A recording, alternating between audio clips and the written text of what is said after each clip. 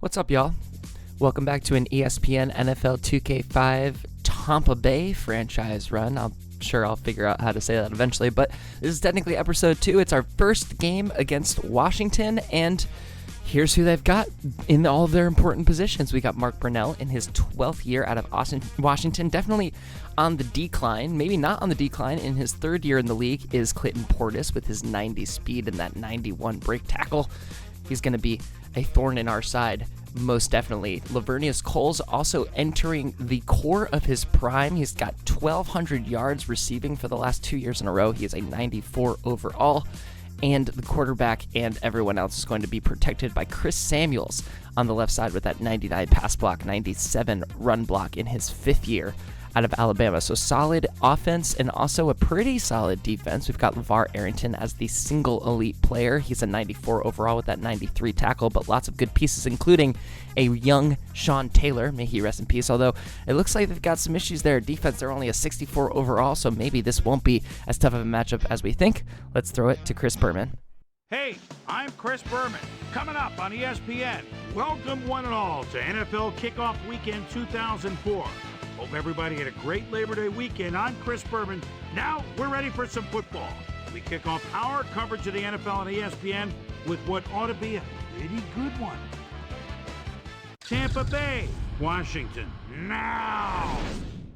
First game of the Tampa Bay journey is an away one. We're out in Washington to face off in Ralston, Maryland at Washington Field. We're going to get a quick highlight of Keenan McCardell. He had 84 receptions, 1,100 yards, and 8 touchdowns for the Bucs last year. And now Tom Brady's throwing to him, so that's really nice for him. On the other side was Lavernius Coles with 82 receptions and 1,200 yards receiving last year. So two of the best receivers in the league facing off.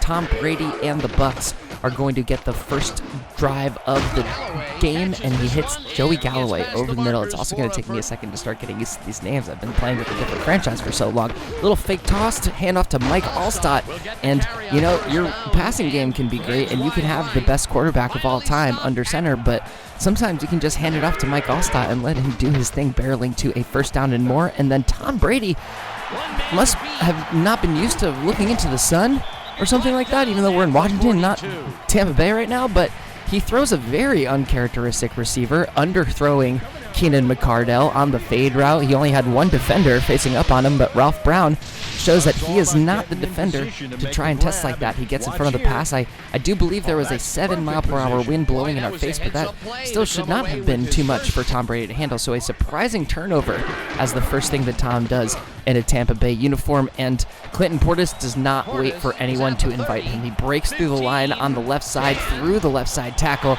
and he is all the way down to the 2-yard line. So just like that, we went from driving with just a couple minutes into the first quarter to the Washington team knocking on the door of a touchdown here in the first quarter. We're barely 2 minutes into the first quarter. Marcus dropping back, throwing over to the right side. Great defense by the Bucs there. Is going to force a second down. Second down, they hand it off to Clayton Portis, and I don't know why they didn't just do that the first time. We have not been able to stop the run so far. That one is no different, and Clayton Portis, thanks to a big first run and a little second run, has the first touchdown of the season for the Washington football team. You can see right here, he shakes and bakes through a couple defenders. We couldn't collect him with the defenders that weren't locked up by a blocker, and the kick is up and good to give Washington a 7-0 lead, just barely, not even 2 minutes into the first quarter. Tom dropping back, trying to get a pass off, does not get the pass off, and Daniels breaks through for a sack. Nothing is going Tom and Tampa Bay's way so far. Charlie Gardner going to get his first carry of the game, gets a nice little shake and moving up to the 3rd and 7 position. Thomas trying to keep the drive alive, rolling out to his left, has a little bit of time, throws it to the left side over the middle to Moore, but he could not reel that in. That was some great defense by the Washington linebacker. I do believe that was LeVar Arrington making a play on the ball. So we do have to punt it off again. We're not even halfway through the first quarter, and it feels like we've done nothing but move backwards while Washington gets a good return on the punt, and they're going to start this drive at their own 46. Second down now, Brunell rolling up, and that's going to be the first sack for Simeon Rice, getting right by the elite tackle on the left side and making the first sack for the Tampa Bay defense. Brunell dropping back, throwing over to the right side. He's going to connect this time with, I believe, That was Thrash making the catch, giving a big first down for the Washington football team. Portis getting the toss out to the right, sends Ian Gold into another dimension with the shake and bake, and then he gets over that first down line for a first down and more. I gotta stop saying shake and bake so much. Burnell dropping back. He's gonna take the sack again. I believe that is Simeon Rice getting his second sack of the game in just 2 tries. Pardon my microphone falling. I was just really enthusiastic. I'm also really enthusiastic about Victor Green getting the interception, bolting away from the offense. There's nobody even coming close, although maybe Clinton Portis is going to be able to catch him, but he is not. What a fantastic signing for the Tampa Bay Buccaneers. I'd like to thank myself for going ahead and signing a better strong safety, and Victor Green shows immediately why we dropped a few extra dollars to get a more competent guy, a veteran guy in that strong safety position. He steps right into the pass, and he shows off the Jets as he brings this one all the way back to the house. Give that man 6 points and give the Tampa Bay Buccaneers a tie game. Martin Gramatica jumps up, makes the extra point. That's going to tie it up 7-7. Washington trying again. Just about at the 24-yard line. Deep drop back. Has it in his hands, but then drops it on the contact, but they're going to get a call on the defensive pass interference. So a little bit too enthusiastic of a defense there by the Tampa Bay Buccaneers. Again, eventually I'm gonna lock down these names, but for now I'm definitely gonna be struggling with some of these names. Over the left side, that's gonna be Lavernius Coles making the reception off of the pass interference. So a couple of first downs in a row puts Washington into Tampa Bay territory. Burnell firing over the middle, finds Gardner once again crossing over that right side. That rollout left cross pass over the middle always seems to be dangerous for us. We got to cover that better in the future again. Another rollout to the left. This time he's going to shovel it backwards to the fullback, and Simeon Rice just eats that one up. And we're finally going to get into the end of a first quarter. It felt like a busier first quarter, but it was a couple of scores on each side thanks to the pick six. It is tied 7-7, but thanks to that tackle by Simeon Rice, we bring up a 4th down situation, and the Washington team is able to make the 3-point conversion for the field goal. It's now 10-7, Washington with the lead. Thomas, short drop back. Thought he had someone over on the right side, but Brandon Noble goes ahead and makes the sack before Tom can get the pass off. That's another step backwards. It's 2nd and 13. Tom rolling out to his left under pressure, trying to find somebody over the middle who is open, but that's going to be a 2nd sack in a row for the Washington defense. So this Tampa Bay offense is definitely starting to struggle with their new quarterback, but luckily their new quarterback knows how to sling it. Joey Galloway, pretty much the only target for Tom Brady so far, makes another great catch over the middle, saving the first down. A couple yards later, 2nd and 7, Thomas decides to do it by himself, bailing out with his legs. He's still young. He can still move. I'm pretty sure he's still catastrophic knee injury, so that's going to be a first down thanks to Tom Brady's legs. Joey Galloway gets another reception over the middle on the first down. That's going to be a 9-yard gain for 2nd and 1. Mike Allstott, sometimes when you hit your own lineman, you're kind of dead in the water. When Mike Allstott hits his own lineman, he seems to just be barreling on forward. Charlie Gardner makes a good run, a couple of jukes getting him to that 2nd and 1. He also now has 7,000 career rushing yards, so congrats to Charlie Gardner for crossing that career milestone. We give the ball to Allstott, who shakes out of a tackle from LeVar Arrington, and nobody is going to touch him until the end zone. But when you're in the end zone, when you go down, it still counts as 6 points. So Mike Allstott breaks through the defense right up the pike and gives us another touchdown to give the lead back to the Tampa Bay Buccaneers. A great call by Tom Brady and the offense, and Mike Allstott takes advantage of his opportunities, and he's going to get into the end zone for another 6 points. The kick is up and good. Tampa Bay goes up by a score of 14-10 with just under 4 minutes left to play in the second quarter. Washington taking over, nothing really going on the first 2 downs. They try a shovel pass over the middle at 3rd and 10, and Ian Gold is all over that one, giving Clinton Portis swift work on the tackle. And just as fast as Washington took over the ball, they have to punt it back to the Tampa Bay Buccaneers. We get a decent return on this one, trying to turn away from a defender, but a nice shoestring tackle brings down our kick returner Jones on the Tampa Bay 42. Thomas taking back over just about at the 45 on a 2nd down, finds Keenan McCardell on a beautiful lob pass We risked it this time, but I think we had the wind in our favor, so it gave us a little extra elevation as Keenan McCardell takes in his first reception of the game. Tom, once again, not loving the pressure, bailing out to his left side, has the speed to make it across the first down line. We are under the 2-minute warning. The clock continues to run, but we get ourselves a first down in the red zone. Thomas, next play, finds Mike Allstott, puts his shoulder into a guy, almost gets into the end zone, does get over the first down line to create a first and goal situation. Tom, from the goal line situation, calls a pass for himself, finds Dan Moore, the tight end, wide open in the end zone, and suddenly Tom Brady and the Tampa Bay Buccaneers, the Tampa Bay Buccaneers are starting to open this thing up. Martin puts the extra point through the uprights, and we suddenly have a 21-10 lead. I feel like just like a couple seconds ago, we were down 7-10, and now we are leading by 11 points in this thing. Brunell dropping back, trying to make something happen before the half is over, but all he does is throw an interception to Quarles. Our inside linebacker makes the athletic grab, knocking the ball up into the air and then bringing it down into his own hands, as we're going to see in the replay right here. And even though there's just about 20 seconds left, Quarles gets us the turnover inside of the 40-yard line, so we are, of course, going to try and put some more points on the board. Quick drop back, quick throw from Tom Brady. He finds Keenan McCardell there. That's a first down and a timeout from the Tampa Bay Buccaneers. 18 seconds to go. Thomas, a little bit deeper of a drop back, throws it over to Allstott, who has a little bit of room, throws a stiff arm, but does not get himself out of bounds. So we call a timeout there with just about 10 seconds to play. We have enough time for one more shot into the end zone. We throw to the left side. This is Clayton looking for the catch. We have it in a place where only Clayton could handle it, but he could not handle the hit.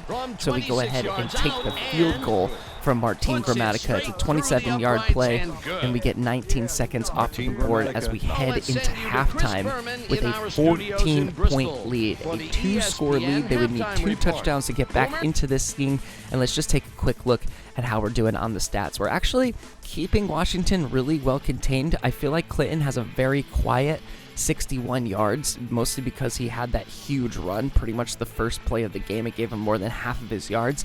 And Mike Allstott has absolutely been the halftime hero so far. 4 attempts for 44 yards, including that huge touchdown run up the middle. So we're going to get right back into our second half action. Washington does have the ball leading off. Mark Brunell tries to get the pass off, but we're going to get McFarland through the middle, getting his first sack of this young season. So we've got a couple of sacks across the board. Mark Brunell seeing a bunch of room over there, trying to scramble for the first down, but does not even get close. 7 yards between him and that first down line. Not sure what he was thinking there, but I guess he was just thinking he didn't want to take another sack. So we take that punt right back. We field it at about the 20. Jones running over towards his left side, trying to use his speed to get away from those Washington defenders. Gets tackled after a return of about 14 yards. A very good return. We don't really do anything on the first 2 downs, so it's up to Tom to save the first down, but the only thing Tom is going to be saving is his place on the turf, because Brandon Noble breaks through, makes another sack. We go 3 and out and have to punt this one away. Now we get an all-out block coming on this one, so we're going to see if we can make any kind of play on this ball. We get a Washington returner over to the left side. Pretty good field position for Washington coming up at their own 42. On a 2nd and 7, Clinton bounces off to the left side, finds a little bit of room in heaven, and gets across that line for a first down. Just under 5 minutes to play in the third quarter. Portis getting another call, slips out of the tackle by Quarles. He is taken down by Gold. That's a 2nd and 2 coming up. Once again, quiet day for Clinton. 11 attempts, 81 yards does not feel quiet, but when your long run is 40 yards, then maybe it's not as huge of a day as we were thinking. Now, great tackle here. Gets him down behind the line. It's a 3rd and 1. They challenge, Washington challenges here to say that they think that he got over the line for the first down. And in some ways they're right, and in some ways that they're wrong. So the referees say that they are correct, that the ball was not spotted correctly, so that they give them a little bit closer. But as you can see here, when the knee goes down, down. The ball is just short of the line, so instead they have a 3rd and inches instead of a 3rd and 1. Technically, they don't lose the timeout, but was it a waste of a challenge? You can tell me in the comments. They get the 3rd down run. We have the opportunity to take him down behind the line, but Clinton Portis shakes out of the tackle by Quarles, and it takes Smith grabbing him well after the 1st down line to give Washington the fresh set of downs. Burnell breaking out, trying to make something with the scramble. Simeon Rice is on him, White on Rice, and then we get that tackle just a couple yards over the line. However, the next play, Mark Burnell does find Lavernius Coles over the middle. That's going to be a 1st down and then some, getting into red zone territory just over the 10-yard line. Looks to the end zone for Lavernius Coles, but he takes a big hit and drops it instead of getting 6 points. Burnell rolling over left, throwing it to the right side. This time, it's going to be Kelly who's ready for that one. Tips the pass away, so then we can make a hit on the receiver, forcing the 4th down, forcing the field goal. That kick is up. It goes into the wind. It is good. So it's definitely not over. It's definitely not over. It's 24-13. This could still absolutely be anybody's game. But when you have the combination of Mike Allstott, who rumbles forward for 4 yards there, and Charlie Gardner, who's going to have a nice little run for another 6 yards to get a 3rd and inches, we should be able to just continue to crank down on this. And here's what I mean. We were dead behind our blockers right there, and Mike Allstott just finds a way. He rumbles straight through and does his thing. Charlie Gardner running out to the left side, has some blocks, throws a nice little spin move to get out of that one. A nasty juke to miss the tackle from Sean Taylor, and he finally gets tackled out of bounds way down the field. Charlie Gardner breaks out for a big run there. He's been super quiet so far in this game, and he gets a big 1st down and then some. And we're not done getting into the end zone. We felt like we could have wasted some clock, but I saw the single coverage. We had Sean Taylor alone on an island with Dan Moore, and apparently Dan Moore, much like all of the other talented tight ends in Tom Brady's heyday, say that 10 times fast, is his favorite target for touchdowns so far. Both of Tom Brady's touchdown passes has gone to Moore, and Moore has been ready for the assignment. He has taken both of those passes in, and as we head into the 4th quarter of play, we have officially broken this one open. We are up by a score of 31-13, and this might be one of Washington's final opportunities to do pretty much anything to get back in it. After 1st down goes nowhere, the draw play from shotgun to Clinton Portis gets him a lot of room up the middle. That's going to be a great run for a 1st down. Clinton gets the ball on 2nd down now, bouncing backwards off of one of his linemen. That's great penetration from the Tampa Bay line, and that's going to bring up a 3rd down. The lefty is just... he might be washed, y'all. Mark Burnell may be washed. He completely sails that away. And with that maybe sailing away, the Washington hope for a victory today. We'll see if anything catastrophic happens as Jones takes this punt, gets hit pretty much right away. Not really much of a return. We're going to take over at our own 26. Mike Allstott gets right back to business. A couple of nice blocks, but we didn't really plan our path very well around our guard, who came out for some nice blocking, and that's going to bring up a 2nd down. Charlie Gardner once again spinning out of a tackle, making a couple of guys miss, and gaining big yardage to keep the chains moving and to keep the clock ticking. Another another handoff fake to a toss goes nowhere that time, as LeVar Arrington shows off exactly how he feels with a little disrespectful step over the top.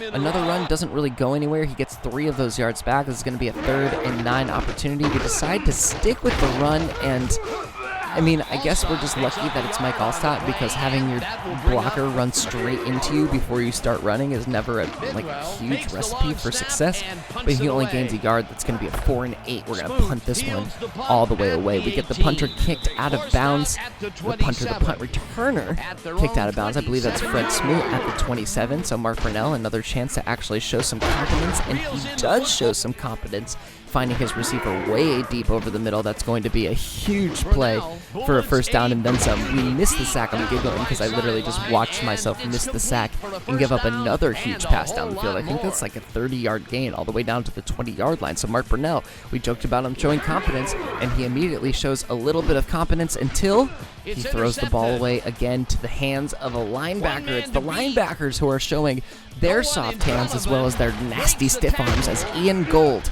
takes in the interception. A bunch of time came off the clock, so we only have about 2.5 minutes to work with, and Ian Gold has easily been our defensive player of the game. I was actually surprised when the stat box came up. He has had 7 tackles and 1 of those interceptions. He ran 37 yards back. He threw that gnarly stiff arm on Mark Brunell just to remind him how washed he is before Clinton Portis could make the tackle. So we got 2.5 minutes left, and now it's pretty much all about game management. Pittman, our backup linebacker, our backup running back, takes the ball right there. We're trusting him to get those blocks. He gets around the corner and makes the first down. Pittman, another call, takes the first hit, still manages 4 yards on that one, and we've got the Washington football team beginning to call their timeouts. Charlie Gardner's ready to come back into game after taking a couple of breathers. That's going to be a 2-yard gain in a 3rd and 4 situation. We go to the shovel pass. This time Charlie hits the juke moves, hits the spin moves, and keeps the drive alive, and that is all we needed to finish this one off. We're able to bring in Brian Greasy. He is able to kneel the ball 3 times, and even though it's a 4th and 14, we are able to let the clock expire, and we take home the first victory of the Tampa Bay area. The Tampa Bay era. The Tampa Bay area? Well, technically we were in Washington, so it's not the Tampa Bay area yet, but we sure took over like it was. 322 total yards, 150 passing, 170 rushing, and when you have 170 rushing yards, you don't really need Tom to work that hard, but he is your player of the game regardless. He was super efficient.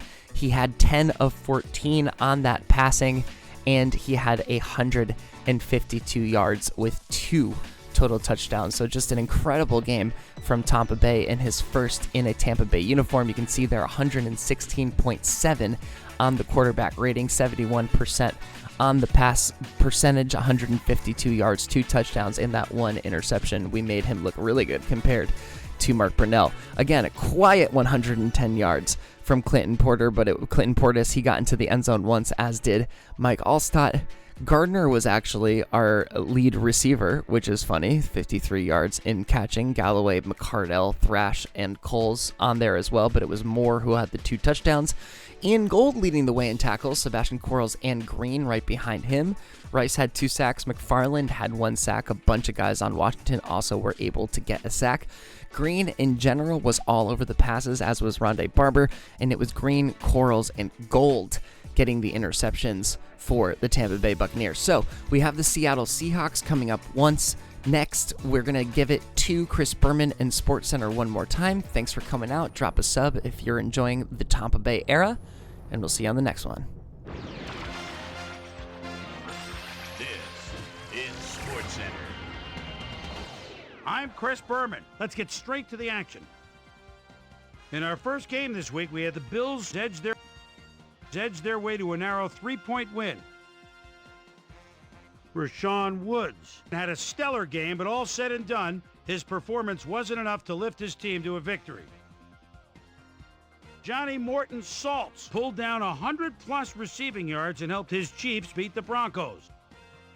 In the city of brotherly love, Philadelphia, we had the Eagles stroll away with a 14-point win. Up in the HHH Metrodome, we had the Vikings get squeezed out by 4 points. We had a big trade also of note here. Trey's got the lowdown for us. Trey? All right, Chris. Well, trades aren't quite as common in the NFL nowadays as they are in other sports, certainly. But we've got news to report to you on the trading front nonetheless. Kenny Mixon leaves the Vikings and heads to the Eagles. So he should be a great addition to that defensive line from his slot as an outside pass rusher. In exchange, they'll get someone to beef up their roster. Brian Westbrook will step into a role that might suit him perfectly as he'll look to make an impact out of the backfield. Lions, Bears. Charles Tillman is on an island sometimes, but if you leap like that and with his size, only the quarterback can get him. Does he have the wheels? No way, Jose. Touchdown, 65 yards. The Bears go on to win this by the final score of 24-10. The Buccaneers racked up over 150 rushing yards in their win at Ralston, Maryland. The Browns won at home, but will take to the road next week to meet the Cowboys. Marcus Pollard stepped it up this week and gave his team some added firepower for the win. Chad Pennington threw for 250-plus yards and helped his Jets beat the Bengals. Deep in Cajun country in New Orleans, we had the Saints get nipped by 3 points. We had a big injury in this one, and Trey has the lowdown for us. Trey? All right, Chris, thanks. Before we get to the big news of the week, let's do a quick shakedown on the rest of the NFL's injuries. Chucky Nukori might be the biggest loss on this list. Tests at the stadium revealed a broken kneecap, so he'll be out for the rest of the regular season. There's a chance, however, they'll get him back for the playoffs. Now we'll move on to our top story of the day. Deuce McAllister will be on the sidelines for a while, and that is not good news for his club. So that'll do it for now. Boomer, back to you. Chargers, Texans. Dominic Davis is in the backfield. The ball is at the 40-yard line, and the lead man throws a block, shakes off one tackle, bounces outside it. Now it's a foot race. The 10, the 5, touchdown. The Texans go on to win this by the final score of 24-21. Down at Pro Player Stadium, we had the Dolphins come away with a 7-point win. The Packers defense held their opponents to under 50 rushing yards in their win at Ericsson Stadium. The Rams won at home, but will take to the road next week to meet the Falcons. And last but not least, we had the Raiders come away victorious. So as usual, plenty of surprises around the NFL, and heck, we just got into week 1. My primetime players' game balls go out to these gentlemen, each one with a fine start to the season. That'll do it, sports fans. I'm Chris Berman, and thanks so much for joining us here in the Bristol studios. We'll see you next week right here on ESPN, the worldwide leader in sports.